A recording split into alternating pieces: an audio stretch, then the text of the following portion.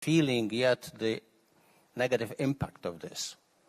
It costs money, but it is being absorbed somewhat spontaneously in the society. What we feel, well, as a matter of fact, the growth rates we are now experiencing are the highest in the 21st century. But we are all expecting a major slowdown in the next half of the year.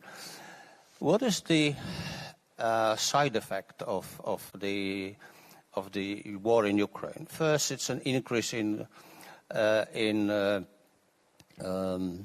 uncertainty. We really don't know where we are going. We don't know whether there will be more inflow of capital or there will be outflow of capital. Then there is this inflow of people. Well, all European countries, including Poland, have very poor demographics. So the inflow of those millions, basically women and children, if they stay in Poland, may be a very good injection into the economy. As a matter of fact, Poland is beneficiary of at least 1.5 million of Ukrainians working throughout the whole economy so far. So, we are worried. We are worried because the future is uncertain, but so far, the economic consequences of the war on Poland are, let's say, absorbed successfully. Okay. So still not out of the woods, Gita Gopinath says, and a lot of uncertainty, as you say. So I guess my question for our Commissioner for the Economy is, what we've seen with the COVID-19 pandemic and, of course, with the Russian invasion of Ukraine, it's restored legitimacy, if you like, for expansive fiscal policy and public debt-funded agencies. So my question is, how long will this momentum last in a context where interest rates might go up? Well, indeed, I think was fully justified facing the pandemic to have this, so to say, universal supportive reaction from governments. Mid-March, so a couple of weeks, 10 days after the pandemic was declared by OMS, WHO, we suspended our fiscal rules, our state aid rules, and the ECB delivered on its extraordinary purchase program. And then we had, during the lockdown, strong support. Results are, I think, in general, good one. If we look to the labor market, for example, the fact that we supported during the more difficult period of the crisis, also through short-time work schemes, employment, in the European labor market, which is different from the American labor market and very much based on also on this kind of capacity to maintain jobs where they are, it was successful. We have now very low rate of unemployment. But of course now we have a new crisis, and the new crisis is similar to the previous one from the point of view that it is again an external shock, not created by policies of governments, with uneven and different consequences among countries, depending on the refugees, on the oil dependency from Russia, etc.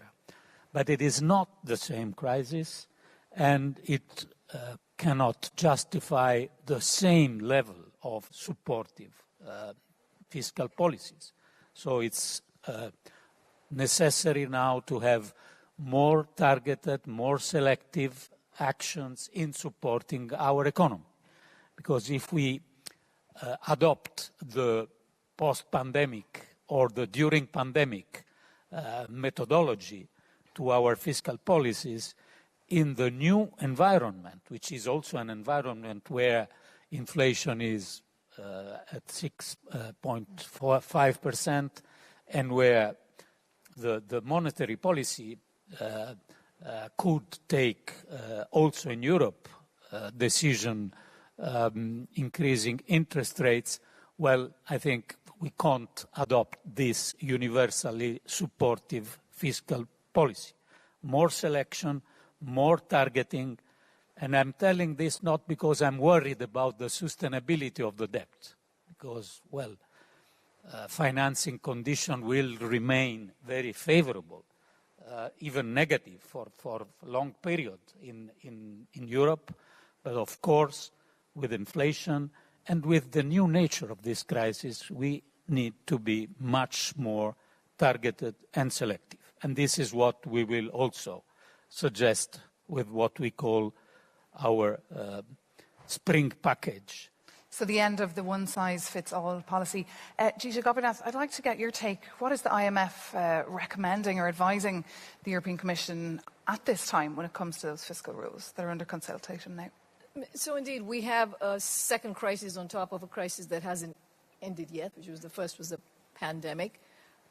You know, there was a very large amount of fiscal support that was provided during the to deal with the pandemic, and clearly, you know, there was an important reason to come through very quickly.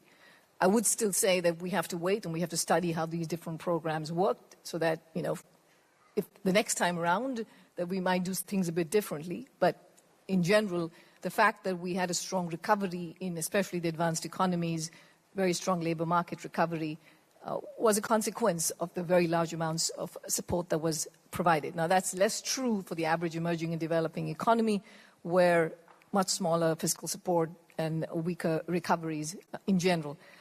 Now, looking ahead, I would say, well, one, that in response to this crisis, there is a need to provide targeted and temporary support in line with what Paolo said. There's, of course, the need for dealing with the large amount of refugees that are coming out of Ukraine. But also there is the need for providing very targeted support to vulnerable households and firms that are dealing with very high levels of energy and food prices. But again, this has to be targeted and this has to be temporary. It has to have a sunset date.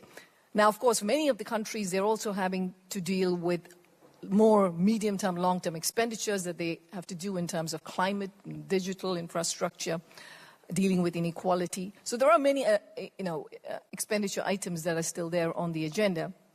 And so in this regard, and given the fact that we live in a shock-prone world, as we've just seen in the last 3 years, I think it's important for countries to have credible medium-term fiscal frameworks, because that gives confidence that this is an economy that will come back to more regular levels of spending. You can build up buffers as needed over the medium term.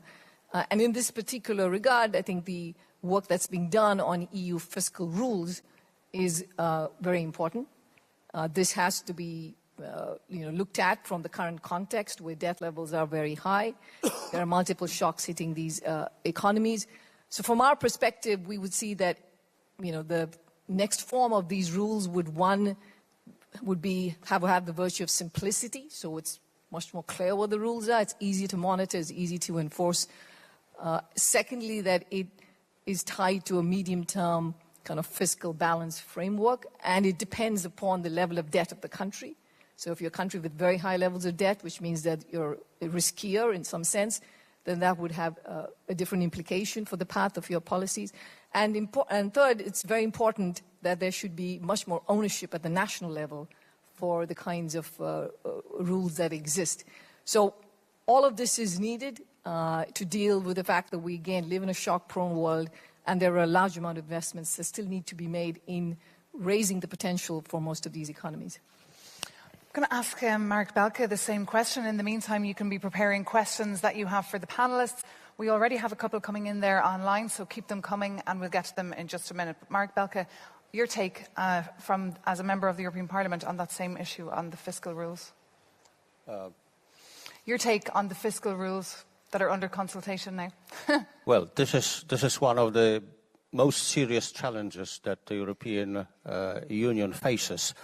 We have green transition, we have security transition, and we have change of geopolitics. We have to change the sources of energy. We have to change not only the energy mix, but also the geographic energy mix. So we have to modernize our economic governance system that it can absorb, it can accommodate those shocks. Well, the eternal problem in the European Union is how to combine or reconcile fiscal discipline and flexibility. In my opinion, we have everything on the table. Only we need political will and some innovativeness to build a system. On the one hand, we have the new next generation EU, which, in my opinion, should become a permanent instrument to provide for asymmetrical shocks, reaction to asymmetrical shocks, strictly regulated by the community, by the European Union, so that some of the fears of the of northern countries should be sort of mitigated. On the other hand, we should have a system that would provide for discipline and mitigate the procyclicality of the current system. I think that instead of the stability and the growth pact that we have now, we should have a expenditure rule that may turn out to be quite strict, but it's less procyclical and it works in some countries. I think when we combine these two elements, we have a chance, it's just my private opinion, to build a system that would accommodate shocks and also appease the fears of those countries that are worried about fiscal, well, let's say, lack of discipline. Who are not, unfortunately, on the panel to This is more to Paolo rather than me. Perhaps a reaction, Commissioner Gentiloni, to that? Oh, indeed, we are a little bit with stop and go on this discussion because, as you may remember, we launched this discussion in December 2019. Then we put it in pause because of the pandemic. Now we relaunched it, and we have to address it during this new crisis. But I think that in the coming months we will come with proposals, and the basis of these proposals are not far from the issues that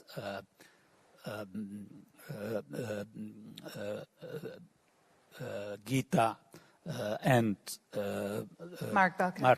Marek were addressing.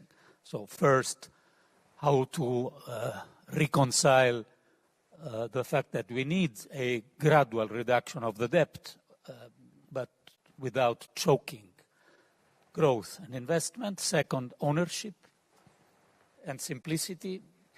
And third, can we introduce more simple rules? Marek was mentioning an expenditure rule. There is a lot of discussion on expenditure rules, but this could be an example in our discussion. And finally, is the next generation EU method a good method to look at? Because this method was a method where we had ownership, countries proposing their own plans, a lot of negotiation between member states and the Commission, then the decision, and then implementation and control from the Commission. Is this method also useful for a mid-term fiscal policy, making also the issue of debt reduction more real than it is often in paper? This is the challenge, but I'm quite happy that IMF is indicating we have not solution in our pockets, because the building consensus of this is always difficult. but sharing at least the problems that we have to address is part of the solution. So I think we are enough advanced. I was very pleased of the fact that a few weeks ago, two very different countries like Spain and the Netherlands, traditionally different in our discussion, presented a common non-paper. And there again, you can see similar issues to the one we are discussing now. So I'm quite confident that building consensus will be possible. Would you like to react to that? No, I think everything has been covered. Everything's been said? Well, if everything's been said on that issue, I have a question now from Flavio, which I might address to you first, the Commissioner, because he's asking, when will we see a complete EU fiscal union with an EU Ministry of Finance? Well, but this is a very good question. It was one of the frequent ideas and proposals along these years to reach this target. We need some progress. We know that we had a quite substantial step in 2020 with the adoption of this next generation EU. And I remember very well that the German finance minister, now German chancellor, presented it as a Hamiltonian moment, referring to the first Treasury Secretary in US. I think we need a couple of more, 2 or 3 more Hamiltonian moments before reaching this reality. But the challenges that we have had will push us to decision to take new, I always quoting this Hamiltonian, but more integrated decisions. If we look to all the challenges from common defense to others, if common defense is a national story, despite the increase of national investments, it will not work. Common defense will work if it will be a European story. So it's not for tomorrow to have the finance minister. Maybe before this we can work to have a central fiscal capacity, as several institutions are recommending the Commission, but probably we are not yet there to have a full agreement on this. So gradual progress. It's very important to make steps forward and not backward. No, nobody wants to go backwards. If you have a question in the audience, we'll come to you in just a minute. In the meantime, Marek Belka, you wanted to react to what the Commissioner had to say? Well, Paolo has to be diplomatic.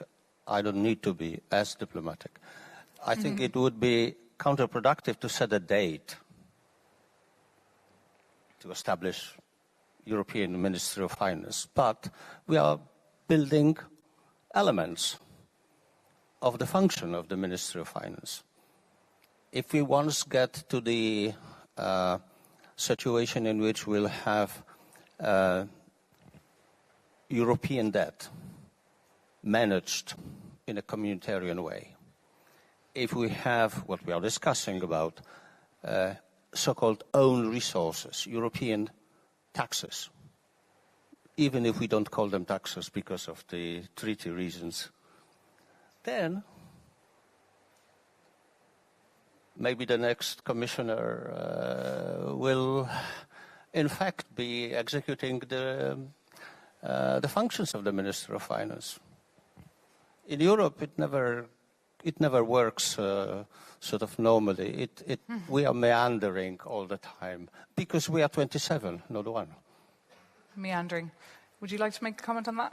I mean, just to flag that at the IMF, we've for a while, have been in favor of having a central fiscal capacity. And, there are clear benefits to having that. One is there are problems that are better addressed at the EU level. For instance, financing for climate mitigation. There are spillovers when countries make individual decisions. At the EU level, you take into account those externalities, and so you can have better policy making at the EU level. Similarly, when it comes to providing insurance for macro stabilization reasons, that's another reason why central fiscal capacity will be very helpful. If the next generation EU funds, which was a real breakthrough, if that plays out well and it works well and it's successful, which it seems to be going very well at this point, then that should hopefully give the confidence that you could have a central fiscal capacity. That would also work very well. Thank you so much for that. Do we have anyone in? Yeah, you can go ahead. We have a question there, and a question there. So while we get you the microphone, for those at home, thank you as well to your question. We have one on progress toward the taxation union, which I will address to the panellists in just a minute. But now it's time to get to know our audience and get to hear what their questions are. If you would just like to introduce yourself, please. Absolutely. So my name is Liam. I'm from the Luxembourgish National Youth Council. I would have a question primarily for Ms. Gita Gopinath, and perhaps afterwards also for the Right Honourable Commissioner. So I think when we are talking about getting to net green on the global scale, we cannot only talk about advanced economies, but we also have to take into consideration emerging markets and developing countries. And especially given that we have seen over the last weeks and months some emerging market sovereigns struggling, and that the IMF also highlights, let's say, sovereign bank nexuses in the last financial stability report as one of the major financial stability risks in the next years. I wanted to know, first of all, what is the IMF's outlook on emerging markets achieving their green transition? And then perhaps also for the EU level, what is the necessary actions that have to be taken by the Western countries in order to help those countries finance their transition? Thank you. Very comprehensive question there. Thank you so much. Would you like to? Yes, so I would say that we're in a world right now where, on the one hand, emerging and developing economies are still recovering from the pandemic and at the same time getting hit by these much higher commodity prices. So it is a difficult time for them, as it is for many other countries in the world.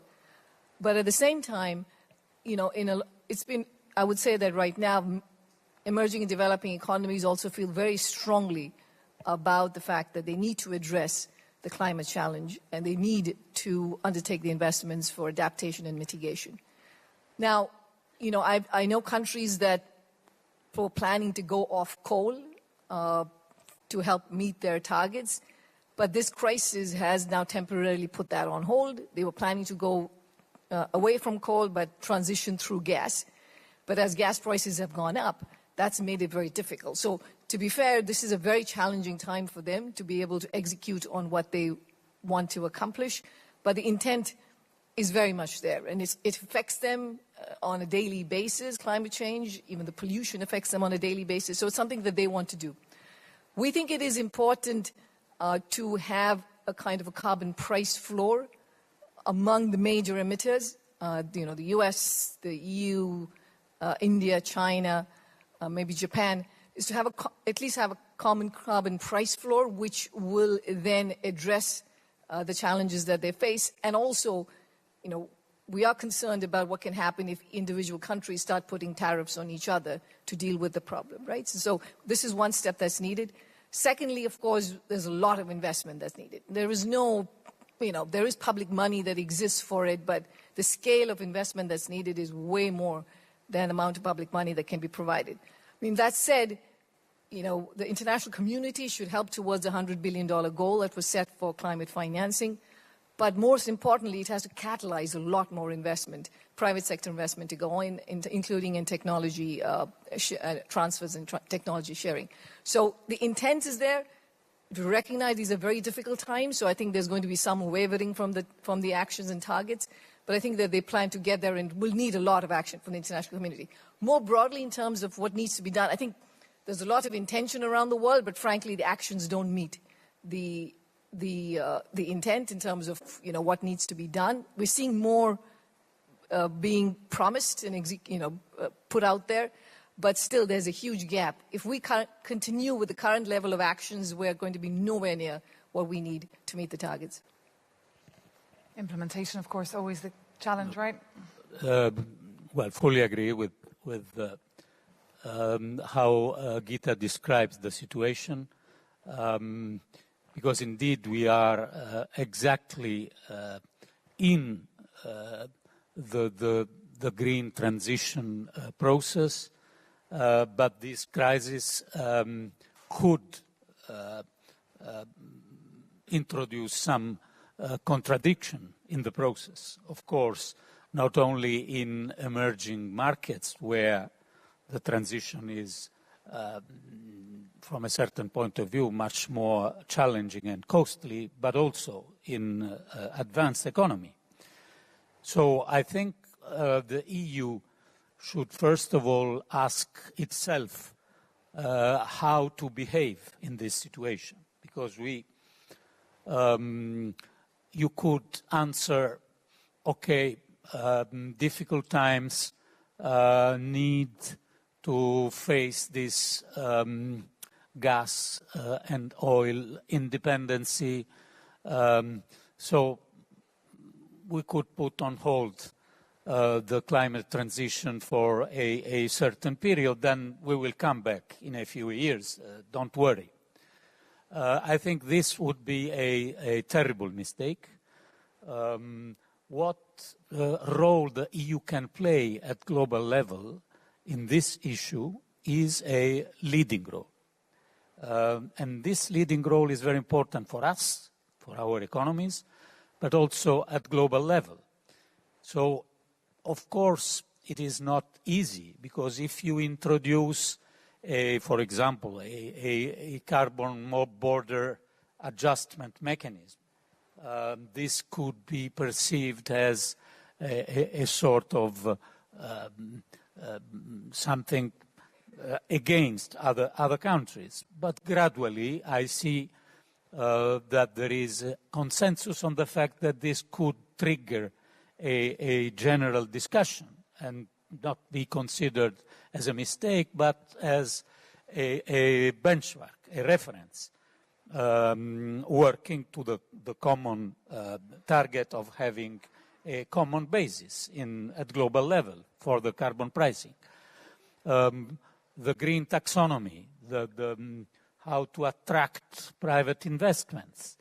According to DG ECFIN, we will need in the European Union every year 500 billion additional investments. This is nothing that we can address through public finances, only small part.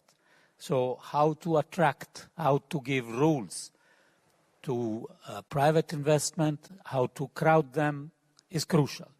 So I think we are in the same page, and for the EU in particular, is very important to decide in this moment that we are not putting the green transition on hold, but we are insisting with the ambition, knowing all the difficulties, the social, the cultural, and the economic difficulties. And a lot of people online commenting on that, saying they want to see an acceleration on the Green Deal. We have a lot of viewers writing about that, because we've seen that the Russian aggression has justified slowing economic growth, Ronit has said. And the question is then, why are we not willing to make the same sacrifice for speeding up the green transition? I'll take another question now from the audience. We had a question over there, yeah? If we can get the microphone over there, please. Thank you so much. Yes, hello. My name is Clara Feller. I'm from Germany and the president of the Young European Federalists Germany. And I was following this whole day with the high interest. And everything I heard all the days that we're talking about challenges and that we're talking about the future of Europe and especially what it has for young people. And we were even talking about Hamiltonian moments. And I cannot help but wonder, but this idea of a European Convention on the future of Europe is very present at the moment. And isn't this just the right place and time to introduce those reform and those institutional changes that we actually need to make Europe stronger for the future? And shouldn't we all push for it way harder now? Thank you. Very good question there from the European Young Federalists, referring to the Future of Europe conference that came to a conclusion just last week in Strasbourg, with 49 ideas coming from citizens. 800 citizens, I believe, got together for the last 2 years to consult and present their ideas and could potentially bring about treaty change. Yes, then I think Marek and the Parliament had played a big role on this convention, as the Commission did.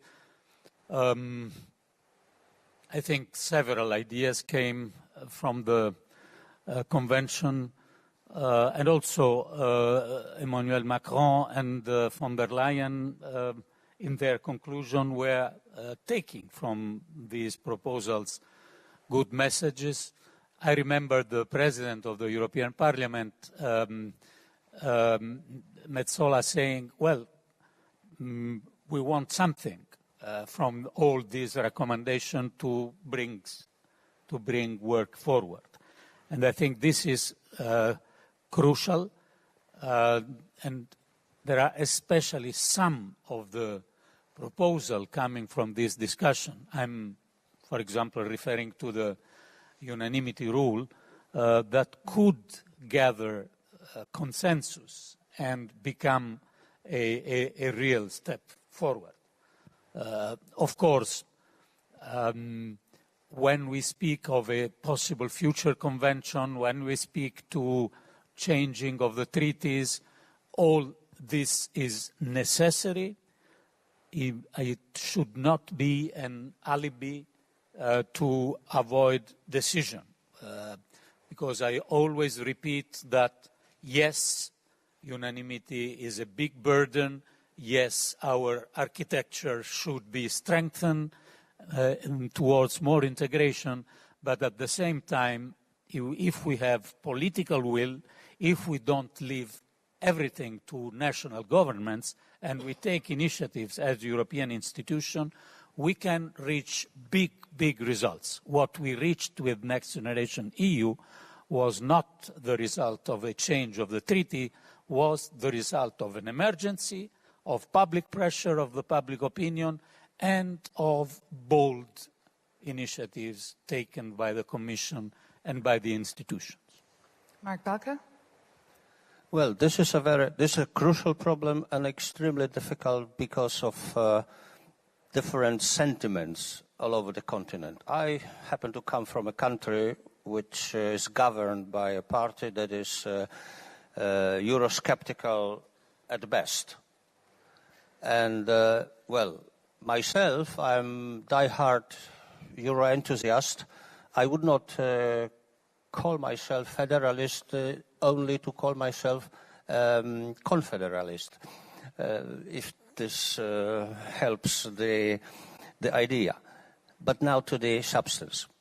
Let me attract your attention to the fact that European integration, European project is driven by crisis. Okay, crisis may be lethal. That's very difficult and very dangerous way of going forward. But without crisis, we would have stagnation, we would have boredom, self-evidence, and we would not grow, we would not develop. Look at the impact of the global financial crisis, of the pandemic crisis, and now of the geopolitical turmoil that we are witnessing as a consequence of the Russian aggression in Ukraine. Well, all this makes 27 countries or 27 governments realize that we have common interests. This is the real driver of integration towards confederation. Okay, thank you so much for that. I think we had one other question there from the front row.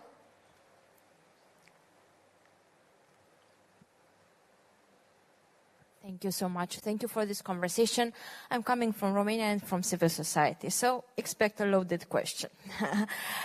Because while you were discussing about what Putin is doing right now, we are somehow ignoring an important aspect, namely that this is an autocrat that has challenged the peace of the continent and gave us all these challenges, economically speaking as well, because democracy was failing in Russia. So my question to you would be, how do we ensure that when we are rebuilding or building right now, we are also addressing the democracy deficit? I would say not only in one country or the other, but in a region. And how do we make sure that the money spent is well spent? Because I still remember the shock everybody got at the beginning of the pandemic when the IMF said, do whatever it takes, but keep the receipts. What is the out-of-the-box idea right now in order to make sure that the money is well invested, effective, and that it's not lost to corruption or gets in the money in the pockets of some autocrat? Thank you. Thank you so much for your question. Let's start with Gita Gopinath, perhaps.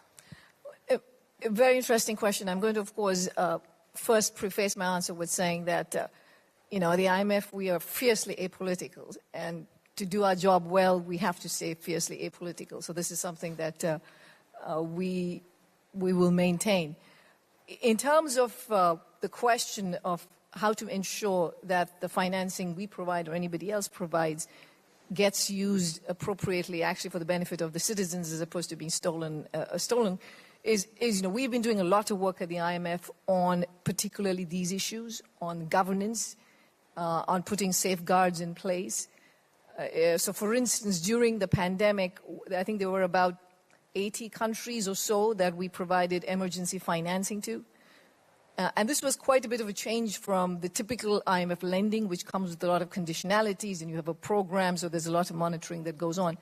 But because this was a pandemic, it was a shock that was just exogenous to countries and not a fault of theirs, and we needed to disperse the money quickly. We did. But at the same time, we took assurances from the government that there would be audits later on to make sure that the money was spent appropriately, that there would be transparency on how the money gets used.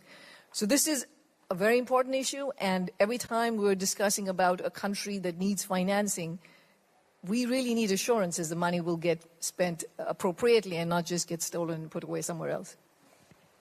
Mark Balke? No? All set? Oh, of course, I fully agree. Let me only add that it depends on the circumstances very much, because we can't have the same method, at least as far as our economic support is concerned, in the crisis that we are facing now with Ukraine, and in our normal programs that we call macro-financial assistance, that are connected to the goal of well spending, of targeting, of reforms, etc. In this macro-financial assistance that we are providing to Ukraine and that we will increase in the coming days, we are supporting. We are supporting their effort, we are supporting their resistance, we are not putting substantial conditionalities.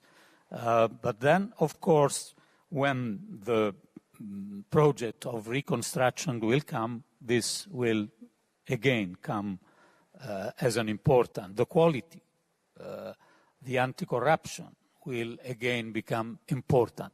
Not easy to do. Let me only remind that we have in some areas of the world, for example in Africa, competitors that are not looking to the quality, to the reforms, to conditionality. They are only giving money. And for us, this is a difficult competition.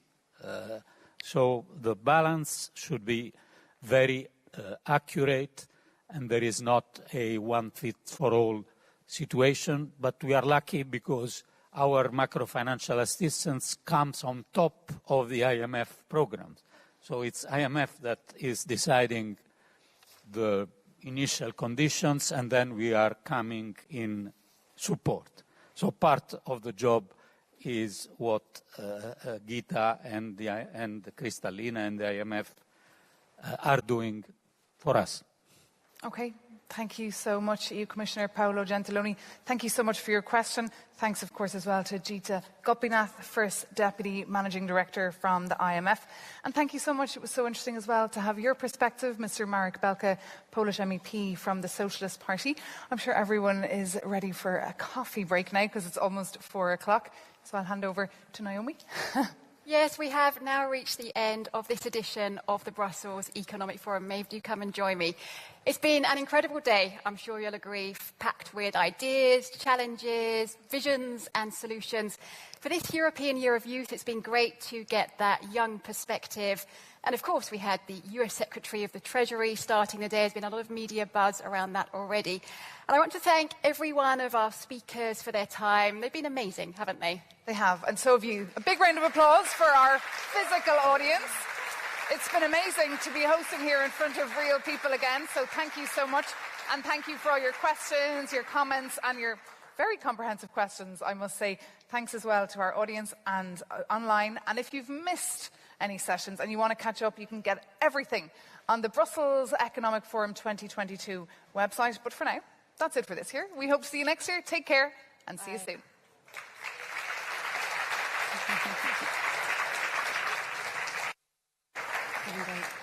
Okay.